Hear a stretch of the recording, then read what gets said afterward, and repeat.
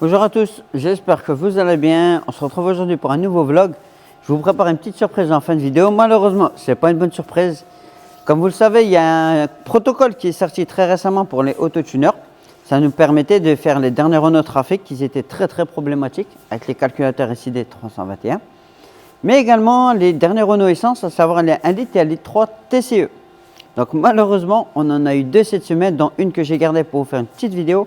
Ça ne marche pas, donc il faudra encore du développement pour pouvoir faire les fameuses conversions éthanol sur ces modèles là. Sinon, je me retrouve ici, on est dans l'intérieur pour vous faire la petite intro parce que dehors il caille tellement que franchement je préfère faire ça ici au chauffage. Donc tout de suite le tour de l'atelier comme d'habitude, les chantiers en cours sur lesquels on a avancé. Bonne nouvelle, la 135 i sur laquelle on a dû changer le moteur et faire des modifications, enfin pas vraiment des modifications, il y avait une différence sur les turbos. Ça marche nickel, elle a démarré au quart de tour. Donc gros merci à Benjamin. Benjamin, c'est notre mécanicien qui s'occupe principalement des gros chantiers. A tout de suite.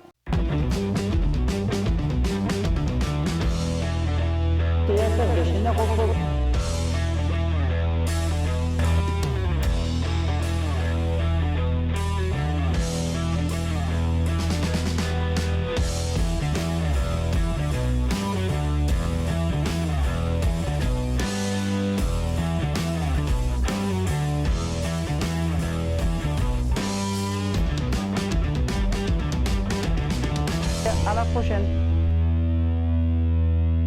Les amis, voici la fameuse Mégane. C'est les dernières Mégane. Elle doit avoir 2 ans. Elle a 44 000 km. Et elle était venue pour faire une conversion éthanol. Et malheureusement, le fichier n'est pas disponible sur le serveur. Je vais vous montrer tout de suite à quoi ça ressemble. Donc ici, on a essayé plusieurs outils. Je vous le dis avant de faire la vidéo. Donc on est tenté avec Autotuner. Donc Autotuner, ce qu'il faut savoir, c'est qu'il y a des protocoles bêta. Les protocoles bêta, c'est que vous acceptez d'utiliser à vos risques et périls. Donc ici, vous allez voir, ça va se connecter à Internet. Et on vient cliquer sur j'accepte les conditions parce que voilà, en cas de problème, c'est pour votre pomme. Donc vous voyez ici qui est marqué bêta. On va faire identification. Donc il se connecte au serveur. Voilà, on peut voir 2 messages importants.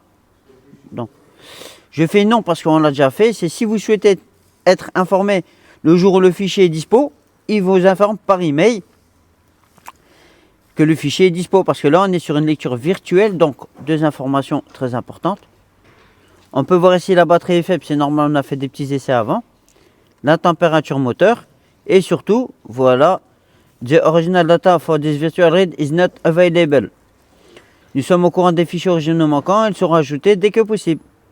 Veuillez ne pas contacter l'assistance. Tout simplement. Hop. Donc voilà les amis, on va attendre que le fichier soit dispo en base de données. On ne sait pas combien de temps ça va prendre. C'est tout là le jeu des inconnus. Les amis, on se retrouve chez Garage Paddock. Comme vous le savez, ici chez nous, il y a 2 structures. Il y a ma structure Neuroprog et il y a également Garage Paddock. C'est mon frère avec ma belle-sœur qui gère la vente de véhicules d'occasion. Et là, par rapport à d'habitude, on est sur une gamme au-dessus de 5000 balles. Et là, il a ramené 2 petits véhicules, petit budget, donc forcément, elles ne sont pas toutes neuves, mais relativement en très bon état, parce que comme vous le savez, les véhicules qu'ils ramènent, généralement, c'est de la première main de chez le concessionnaire. Donc, je vous fais la déballe aujourd'hui. Il y a un Scénic à carte. Il y a quand même pas mal d'options. Bon, il n'y a pas de régulateur, hein, c'est rien. Mais pour celui-là qui cherche un familial 5 places en très bon état, ça peut le faire parce qu'il est vraiment en bon état. Je pense qu'il y a combien de kilomètres? Il y a 180 000 km, c'est un 1,5 litre. C'est les modèles les moins problématiques dessus. Et je pense qu'il va vendre ça dans les 2500 €. Il n'y a rien à faire dessus, il est vraiment en super état. Donc pour celui-là qui cherche une petite familiale, et il y a également un 807 qui n'est pas ici, qui est actuellement en contrôle technique, donc un 7 places aussi qui sera à vendre. Et puis voilà, une petite 307 cc pour celui qui veut se faire plaisir pour cet été à petit budget. Un petit cabriolet, je pense qu'il sera dans les 3000, 3500 €. Bon, lui, il y a régulateur par contre. Clim électronique. Et il a 160 000 km. Celui-là, c'est un essence. Ça n'existe pas en HDI sur les cabriolets. Et voilà, il est relativement en bon état pour l'âge. Et donc, à vendre très prochainement sur Garage Paddock. Il faut suivre sa page sur le Beau Coin. Garage Paddock à l'Ers, je précise, parce qu'il y en a des autres des Garage Paddock. Et s'il y en a qui veut bien acheter la DS4, on a 1 litre de PureTech. Le moteur a été refait complet, il est fiabilisé. Il ne pose pas de problème. Malheureusement, on ne trouve pas preneur. Il y a aussi une petite pépite pour terminer.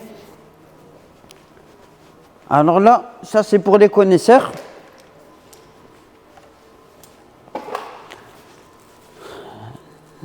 Un 123D en 5 portes Pacem. Donc c'est très rare, c'est une vraie Pacem, boîte méca.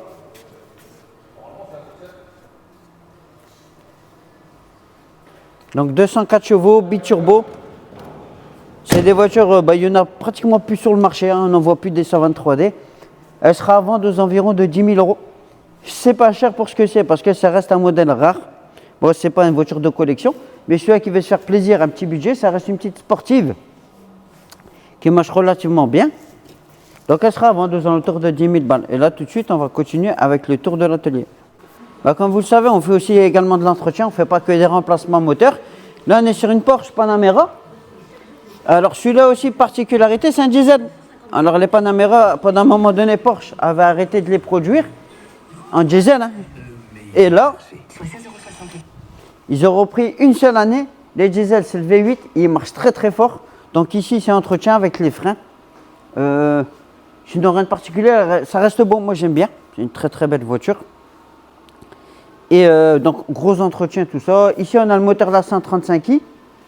Donc ce moteur-là, on est en train de vérifier s'il est sauvable ou pas. On a déposé pas mal d'éléments. Et on est en train de voir s'il est sauvable ou pas, parce qu'il y a eu un petit coup sur le côté, enfin par en dessous. Donc on est en train de voir si les chemises ne sont pas abîmées. En tout cas, il y a une bielle. Il y a une bielle. Coussinet de bielle HS, ça c'est sûr. On va en train d'analyser les dégâts, savoir si le moteur est sauvable ou pas. C'est un moteur qui vaut 5 000 €. Donc ça peut être intéressant de le sauver. Voilà. Et là, la 135i, donc on a changé le moteur. Elle est là-bas. Elle marche bien, il n'y a pas de souci. Parce qu'il y avait une différence technique sur le turbo. Mais mis à part ça, ça a été. Donc là, l'atelier A3, on a remplacé la boîte, ça c'est ok. Golf 7, je ne sais pas pourquoi elle est là. Sinon, en ce moment, ça va, il y a quand même du boulot. On ne va pas se plaindre. Et beaucoup de BM, pour ne pas changer d'habitude. Celle-là, ça va être un autre projet pour plus tard. La break, je vous la montre au faux. Ça sera pour plus tard, celle-là. Là, une ancienne, une Mercedes W203. Dessus, on vient remplacer le SAM. Le SAM, c'est quoi? C'est ce boîtier. Alors, il vient contrôler une grande partie de l'électronique, voire toute l'électronique de la partie avant de la Mercedes. C'est des maladies, ça tombe tout le temps en panne. Ça prend l'eau. Donc là, on l'a remplacé, puis on va faire des essais, voir si ça fonctionne ou pas. Puis pour terminer, là, la BM, la 116i. Dessus, là, pour l'instant, on bloque au niveau du codage. On a remplacé le boîtier moteur. Et donc ça marche, elle démarre. Elle sort du mode dégradé, mais elle retombe vite en mode dégradé. Le calculateur, il vient se mettre là. Hein. Et pour l'instant, on bloque sur le codage. Le moteur n'est pas cassé. On pensait qu'il y avait une défaillance moteur. Donc ça va, le diagnostic était bon. C'est BMW qui lui a dit qu'il y a forte chance que ce soit le calculateur qui soit en défaillance. Donc bonne nouvelle, ça coûtera toujours moins cher de changer un calculateur que de changer un moteur. Voilà les amis, c'est tout pour cette semaine. Vous avez vu, grosse semaine BMW, on a fait pas mal de caisses. Celle-ci est en phase d'être terminée. Donc comme d'habitude, si la vidéo vous a plu, petit pouce bleu. N'oubliez pas de partager, continuez à donner de la force pour notre chaîne YouTube. On va être de plus en plus présent sur TikTok, parce que voilà, entre chaque passerelle, on essaye de donner plus ou moins de force pour avoir un maximum de visibilité. Donc je vous remercie et je vous dis à la semaine prochaine.